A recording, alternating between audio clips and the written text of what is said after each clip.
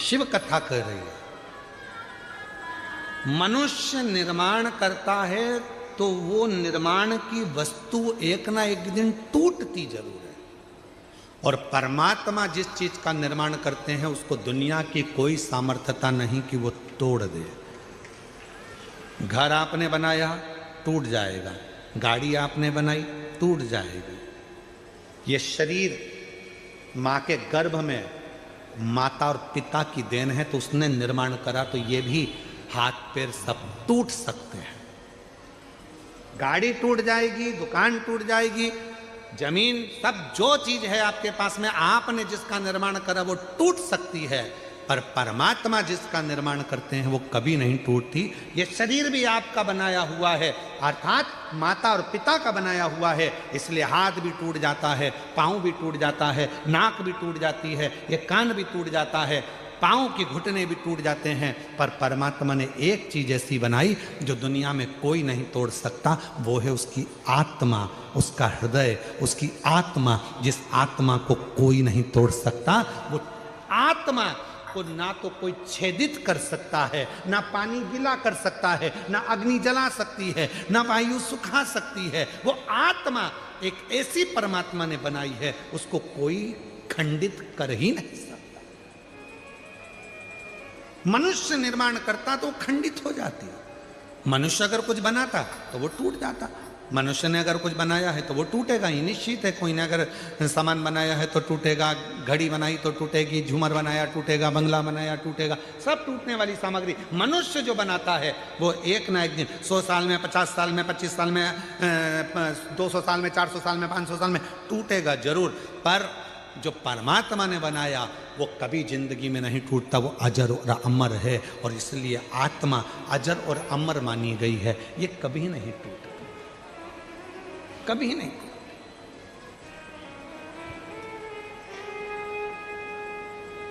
अब इस आत्मा को अमर कर सकते हो,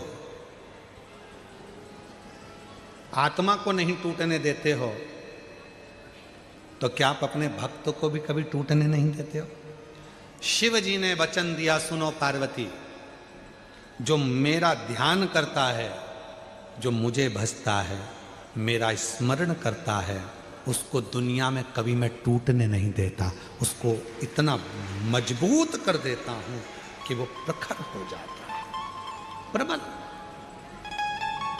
बस वो विश्वास मुझ पर करे, वो भरोसा मुझ पर करे, उसको ये विश्वास होना चाहिए कि उधर मेरे परमात्मा ने दिया है तो पेट वो भरेगा। हाँ, मेहनत तुम्हें करना है, परिश्रम तुम्हें करना है, संघर्ष तुम्हें करना है। सियोर वाला बाबा कहता है कि एक बेलपत्री में शहद लगाकर शंकर भगवान को लगाओ और फिर बाबा निर्णय देगा। पर सियोर वाले महाराज ने उसके साथ में एक बात और कही है कि मेहनत तुम्हें करना पड़ेगा, रात दिन एक करना पड़ेगा, पूरा परिश्रम तुम्हें करना पड़ेगा,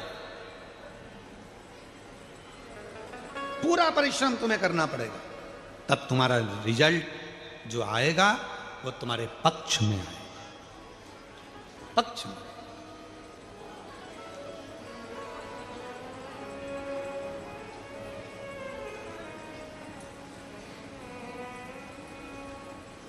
मेहनत तुम करो, परिश्रम तुम करो। कई लोग कह देते हैं हमारा ये काम नहीं चल रहा, हमारी फैक्ट्री नहीं चल रही, हमारी दुकान नहीं चल रही, ऐसा लग रहा है किसी ने हमारी फैक्ट्री पे टोना कर दिया, ऐसा लग रहा है किसी ने टोटका कर दिया, ऐसा लग रहा है हमारी दुकान को किसी ने बांध दिया, ऐसा लग रहा है कि हमारे ऊपर किसी ने काला जादू कर दिया, किसी ने ऐसा कर दिया।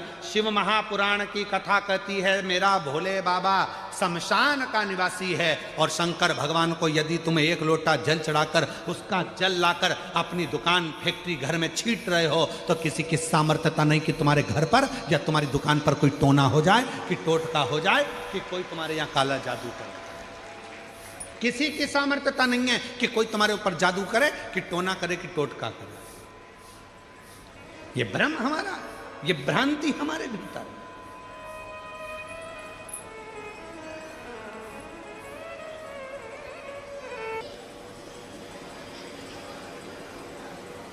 शिव महापुराण की कथा वर्णन कर रही है।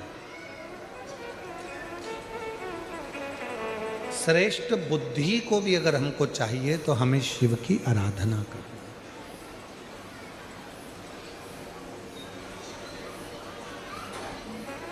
श्रेष्ठ बुद्धि।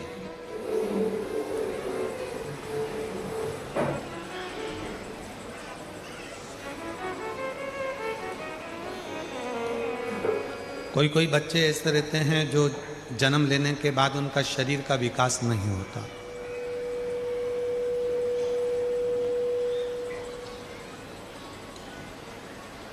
मुख में से राल टपकती रहती है, पलंग पर सोए रहते हैं, हिलते नहीं, शरीर उनका काम नहीं करता, उसको गोदी में रखना पड़ता है, ले जा। ध्यान नहीं रहता कि उसको वॉशरूम आई है, कि उसको कुछ खाना है या पीना है या कुछ, उसको सुध नहीं।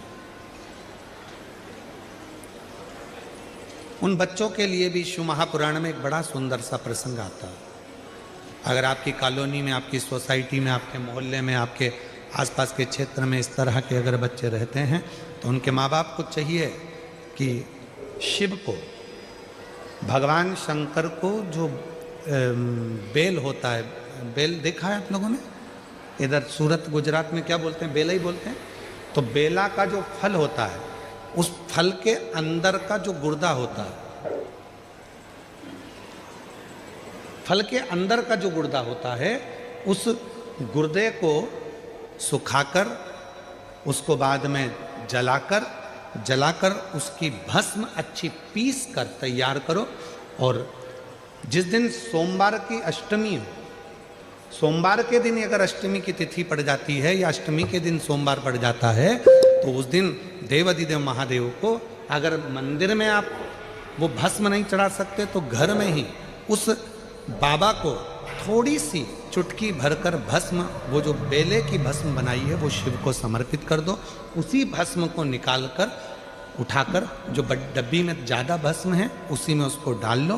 और उस भस्म को बिल्कुल पिसी बारीक एकदम महीन भस्म को, जो बच्चा राल टपकाता है या उसका शरीर का विकास नहीं होता है, शरीर कमज़ोर है, वो उठ नहीं सकता, बैठ नहीं सकता, इंद्रियों का भान नहीं रहता, उस बच्चे को यदि थोड़ी थोड़ी भस्म प्रदोष समय के पहले, प्रदोष काल के पहले, शाम के समय के पहले अगर उस भस्म को थोड़ी सी मात्रा में, जरा सी मात्रा में अगर उसकी जिह्वा पर लगाया जाए तो धीरे धीरे उसकी इंद्रियां काम करना प्रारंभ कर देती है। इंद्रियां काम करती है। डॉक्टर का भी इलाज करवाओ, डॉक्टर को भी दिखाते रहो, क्योंकि डॉक्टर शिव का एक रूप मानते हैं शिव पुराण में। और साथ में शिव जी पर भरोसा भी करो, विश्वास।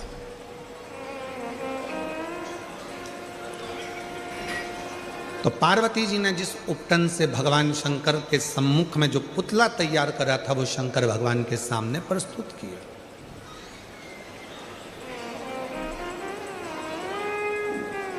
और जब वो पुतला देखा गया तो शिव जी ने उसकी परीक्षा ली। भगवान शंकर ने 3 परीक्षा विनायक की ली है, 3 परीक्षा। और आप सबके सम्मुख में है कि लोग कहते हैं भगवान शंकर ने उनके ही पुत्र का शीश काट दिया, उनके ही बेटे का सिर काट दिया, उनके ही बेटे का सिर काट दिया। सिर काटा नहीं है, भगवान भागी, किसके लड़के ने शादी करी, कौन गलत जगह गया, ये सब उड़ाने का काम मेरा ही है। अच्छा ठीक है। उसने कहा नहीं, हमारी तो मकर संक्रांति पे खूब उड़ती है, तो क्या हम तो हर रोज उड़ा देते हैं। तो और दोनों ने मिल मुला के खाया। इतनी पहचान बढ़ गई, इतनी पहचान बढ़ गई कि दोनों सूरत में मिले तो एक साथ बैठ के सीवर वाला महाराज की कथा सुने, एक साथ। इतनी पहचान।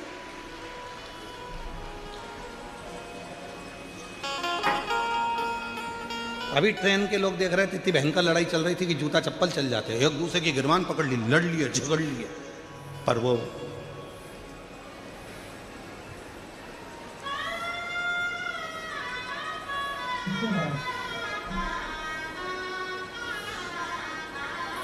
देखा। और ऐसा नहीं है कि वहीं पर काम ये होता है, कई लोग कथा में भी आते हैं, वो धीरे धीरे बैठ कर जेब में से निकाल के मल लेते हैं, फिर भजन का इंतजार करते हैं, बाबा भजन कब गाएगा। और महाराज जी ने जैसे ही भजन गाया, भोला सब दुख काटो, भोला सब दुख काटो। और जैसे ही महाराज जी ने कहा हार हार गया।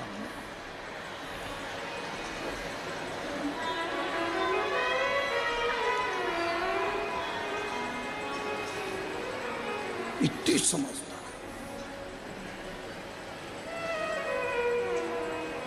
अरे तेरी कृपा का क्या है भरोसा, किस पर हो जरा हम पर कर दो, जरा सी हम पर कर दो। जिस पर भी हो गई तेरी कृपा करुणा वो भव पार हुआ, भव पार हुआ। पापी हो जाए इतना उसका भी बाबा उद्धार हुआ, उद्धार हुआ। गिद्ध अजामिल गणिका जैसे तेरे मन को भाए, जरा सी हम पर कर दो, जरा सी हम पर कर दो। ये उसकी कृपा है। तो निर्णय कौन देगा? शिव। बुद्धि कौन देगा? शिव। चरण उसने दिए हैं तो पथ कौन देगा? शिव। पेट उसने दिया है तो भोजन कौन देगा? शिव। नेत्र उसने दिया है तो एक बार दर्शन कौन देगा? तो वो शिव देगा, कभी ना कभी देगा। विश्वास प्रबल, विश्वास। और विश्वासी तो शिव है। एक पत्र अच्छा है, देखिए। विश्वास शिव है, पत्र देखिए।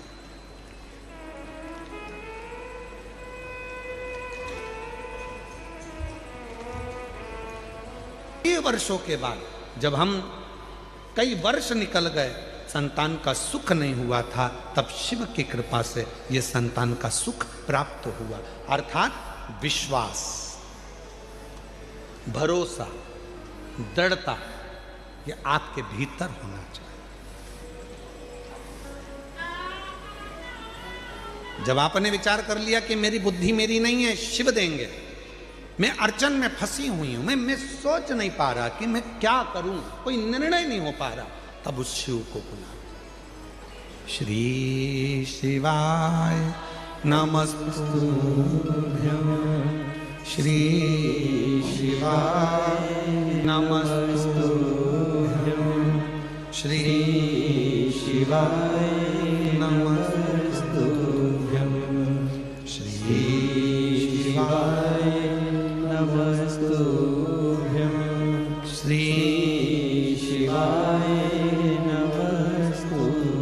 तब निर्णय देगा तो शिव देगा। पार्वती मैया ने अपने तन के उपटन से बालक का निर्माण तो कर दिया, पर उसमें विवेक कहां से आए, बुद्धि कहां से?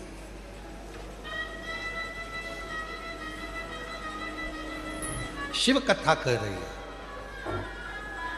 मनुष्य निर्माण करता है तो वो निर्माण की वस्तु एक ना एक दिन टूटती जरूर है, और परमात्मा जिस चीज का निर्माण करते हैं उसको दुनिया की कोई सामर्थ्यता नहीं कि वो तोड़ दे। घर आपने बनाया टूट जाएगा, गाड़ी आपने बनाई टूट जाएगी। ये शरीर मां के गर्भ में माता और पिता की देन है, तो उसने निर्माण करा, तो ये भी हाथ पैर सब टूट सकते हैं। गाड़ी टूट जाएगी, दुकान टूट जाएगी, जमीन, सब जो चीज है आपके पास में, आपने जिसका निर्माण करा वो टूट सकती है, पर परमात्मा जिसका निर्माण करते हैं वो कभी नहीं टूटती। ये शरीर भी आपका बनाया हुआ है, अर्थात माता और पिता का बनाया हुआ है, इसलिए हाथ भी टूट जाता है, पांव भी टूट जाता है।